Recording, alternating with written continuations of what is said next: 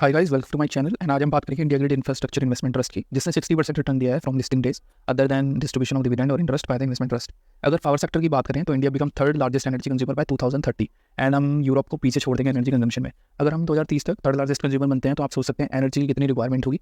And अगर requirement है तो अपॉर्चुनिटीज़ भी हैं for companies like India Grid. India also want to become net zero emission by 2070, so there is a huge opportunity in renewable energy segment also. India need to install 500 gigawatt renewable energy capacity by 2030. So here is the opportunity for companies like India Grid to install transmission lines, solar plants and transmit power to cities, homes and industries. India Grid was set up in 2016. अगर हम India Grid के business को समझें तो ये transmit करते हैं electricity from one state to another or within a city through transmission lines, and also they transmit electricity generated through solar plants. अगर हम असेट अंडर मैनेजमेंट की बात करें तो ये ग्रो हुआ है from 37 billion rupees to 269 billion. Asset under management क्या है? ये ट्रांसमिशन टावर्स हैं, लाइन्स हैं, सोलर प्लांट्स हैं, सब स्टेशन हैं जो इंडिया ग्रिड होल्ड करता है। In August 2023, India Grid also acquired VRET, Virescent Renewable Energy. This is also a InvIT which they acquired in August 2023, जिससे इनकी सोलर कैपेसिटी जो है वो इंक्रीज हो गई है from 138 megawatt peak to 676 megawatt peak. अब ये मेगावाट पीक है तो मेगावाट पीक से हम मेजर करते हैं कि एक सोलर प्लांट जो है विदिन आवर कितनी इलेक्ट्रिसिटी जनरेट करेगा अगर जो सन है वो फुल लाइट में है, मतलब कि 12 बजे जैसे सन की सबसे ज़्यादा पावर होती है, सन की जो किरणें हैं वो ज़्यादा आती है, तो उस टाइम पे कितना वो करेगा जनरेट इलेक्ट्रिसिटी। इंडिया ग्रिड की प्रेजेंस है 20 स्टेट्स में एंड 1 यूनियन टेरिटरी में, विद 46 ट्रांसमिशन लाइन्स हैं, 13 सब स्टेशन हैं, 555 मेगावाट सोलर जनरेटिंग कैपेसिटी है, 12,970 टावर्स हैं। अगर हम इसके डिस्ट्रीब्यूशन पर यूनिट की बात करें तो ये 4% से ईयर ऑन ईयर ग्रो हुआ है। If you have invested 1 lakh rupees at the time of listing, you received 1058 unit and you received approx 82,000 as a dividend till date.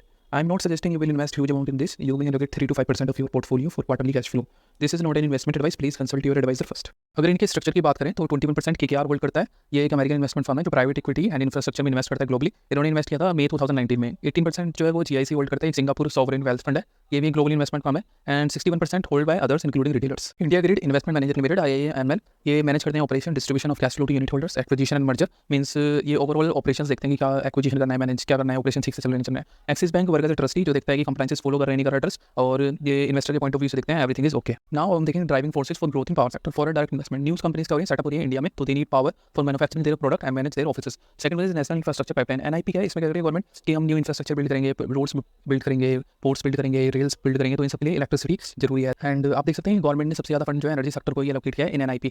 Third one is scheme like power for all, प्रधानमंत्री सहायता बिजली योजना। आपने मोदी जी की speech भी सुनी होगी कि हर घर पर सोलर पैनल लगे, तो they are also growth in power sector. Last one is smart cities capital good policy like investment in railways, tunnels, road etcetera, make in India. They also need power to make capital goods run railways, for smart city also need power. Now हम देखेंगे India grid को benefit कैसे होगा power sector की growth से। तो India grid first in transmission of electricity and second in transmitting electricity generated from solar.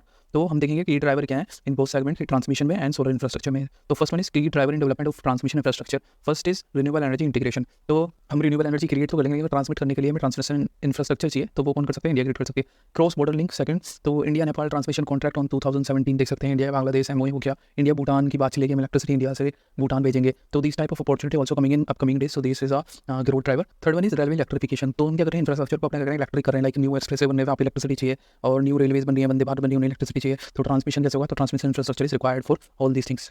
Now looking at the key driver in development of solar, so first one is government support like schemes, solar rooftop scheme. Government also plan to install 100 gigawatt solar capacity.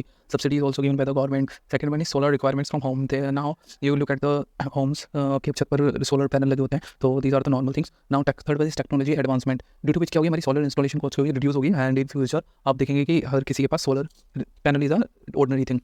Favorable policy like tax incentives दे रही हैं, subsidies दे रही है government, आप solar panel लगाइए। Thanks for watching this video. Please like and share this video and subscribe my channel for more such content.